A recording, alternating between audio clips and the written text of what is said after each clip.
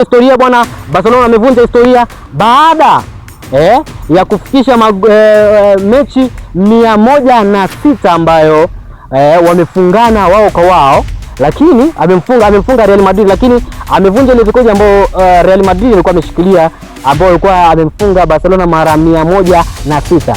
Sasa hakuna aliyepo juu yake, kila mmoja wamekuwa the same, yaani 100 kwa 6, 106. Real Madrid, Barcelona 106, lakini kwa mara 2 mfululizo Barcelona anachukua ubingwa wa La Liga.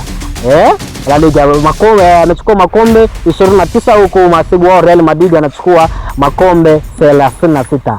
Hii imekaa vipi? Lakini kumbuka jana mashabiki wa Real Madrid walikuwa wachache zaidi sana pale Sportio Camp Nou. Hii imekaa vipi? Ni tafsiri kwamba Real Madrid wanaendelea kupotea kwenye chati na kuna haja ya Jose Mourinho kurejea kwenye vyumba vya Real Madrid. Imekaa vipi? Dondosha comment yako tuangalie unasemaje bwana.